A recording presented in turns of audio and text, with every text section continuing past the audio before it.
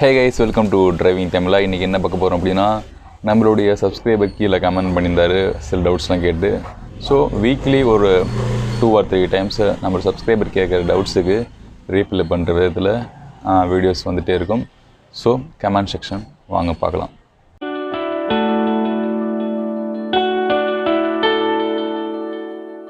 Okay, game killer அப்படிங்கிற ஒரு 2 doubt கேட்டிருந்தார். ஃபஸ்ட்டு என்ன கேட்டார் அப்படின்னா, நான் என்னுடைய எஃபிசட் பைக்கை 1 இயராக ஆஃப் பண்ணி வச்சிட்டேன். ஸோ வெளிநாடு போயிட்டால் சம்திங் தெரியல. நான் இப்போ ஸ்டார்ட் பண்ணணும் அப்படின்னா என்ன பண்ணணும், அதாவது 1 இயராக ஒரு வண்டி ஆஃபில் இருக்குது, இப்போ நான் திரும்பி ஸ்டார்ட் பண்ண போகிறேன் அப்படின்னா நான் என்ன ஃபாலோ பண்ண அப்படி கேட்டிருந்தாரு.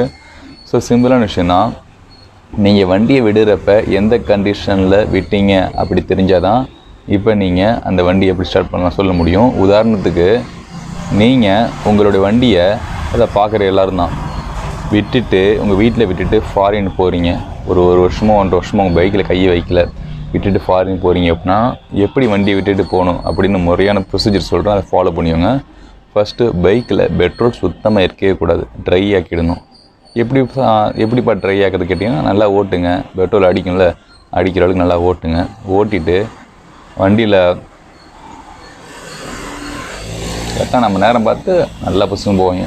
வண்டியில் ரிசர்வு மெயின் ஆஃப்னு இருக்குங்கள, ஸோ அதில் வண்டியை ஆஃப் பண்ணி வச்சுட்டு நல்லா வண்டியை ஸ்டார்ட் பண்ணி திருவுங்க. நல்லா அடித்து நல்லா திருவி எல்லா பெட்ரோலும் காலியாகும். கார்பரேட்டரில் படிச்சிருக்கு பெட்ரோல்லாம் எரிஞ்சிடும் நல்லா. எதனாலனா கார்பரேட்டரில் பெட்ரோல் இருந்துச்சு அப்படின்னா கட்டியாகிடும் போக. ஸோ அதனால் பிரச்சனை வரும். அதனால் வண்டியை ஃபுல்லாக ட்ரை ஆக்கிட்டு விட்டுடுங்க.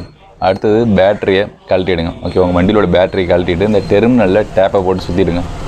ஓகேவா?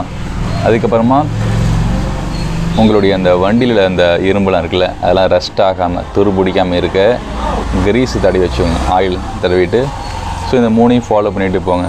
நீங்கள் அதாவது கேம் கில்லர் இந்த எஃபிசிட்டை சொன்னீங்கல்ல, இந்த கண்டிஷனை விட்டீங்க அப்படின்னா உங்களுக்கு பிரச்சனை இல்லை, திருப்பி வண்டி எடுத்து தாராளமாக ஓட்டுங்க. அப்படி இல்லை வேறு எப்படி எந்த கண்டிஷனில் விட்டீங்க அப்படின்னு நீங்கள் எனக்கு கமெண்ட் பண்ணுங்கள், அதுக்கு தகுந்த மாதிரி ரீப்ளை பண்ணுறேன்.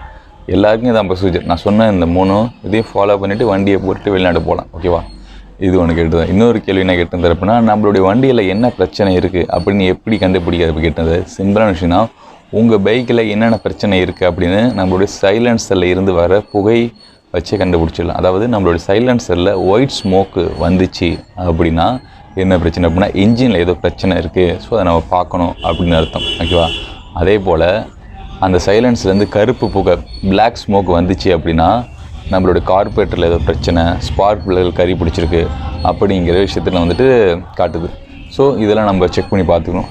எதுவுமே வரல அப்படின்னா வண்டி பிரச்சனை இல்லை, நல்லா தான் இருக்குது, ஓட்டலாம். ஓகேவா?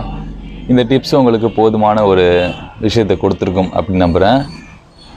பார்க்குற சப்ஸ்கிரைபர்ஸ்க்கு உங்களுக்கும் வண்டி ஓட்டுறதை பற்றியும் வண்டி மெயின்டெனன்ஸ் பற்றியும் வச்சு தெரிஞ்சுக்கணும் அப்படின்னா என்ன அப்படி கீழே கமெண்ட் பண்ணுங்கள். நெக்ஸ்ட் வீடியோவில் அதை பற்றி பேசுவோம்.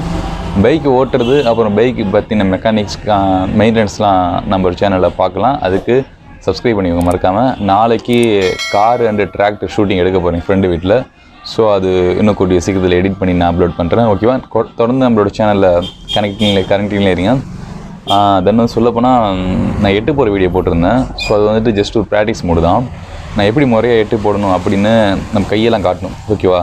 முறையான ஆடியோ ஆஃபீஸில் இதுதான் இருக்குது அந்த ஒரு ப்ரொசீஜர்லாம். அதோடைய நான் கரெக்டாக போடுறேன். நான் 8 போட்ட வீடியோ கீழே டிஸ்கிரிப்ஷனில் கொடுக்குறேன், அதை பார்க்காதவங்க பாருங்கள். அதை போட்டு கொஞ்சம் ப்ராக்டிஸ் பண்ணிக்கோங்க. 5 days சேலஞ்ச் அது. அதை போட்டு ப்ராக்டிஸ் பண்ணதுக்கப்புறம் நான் அடுத்த வீடியோ கொடுக்குறேன் 2 நாளில். ஸோ அதை ஃபாலோ பண்ணிக்கோங்க. அதுதான் கரெக்டான ப்ரொசீஜர். நான் சொன்னது ப்ராக்டிஸ் மோடு தான். ஓகேவா? 8 போடுறப்ப ஹெல்மெட் போட்டுக்கணும். நானே ஒரு சில விஷயத்தில் ஒரு சில வீடியோவில் வந்து ஹெல்மெட்டு போட்டிருக்க மாட்டேன். ஏன்னா நான் லோக்கலில் ஸோ உங்களுக்கு சொல்லிக் கொடுக்குறதுக்காக தான் வச்சுருந்தேன். நான் லாங் போகிறப்ப எப்பயுமே ஹெல்மெட்டு போட்டுப்பேன். ஹெல்மெட்டு மஸ்ட்டு, சரியா? ஹெல்மெட்டை என்றைக்குமே போடாமல் போகாதீங்க. ஓகேவா?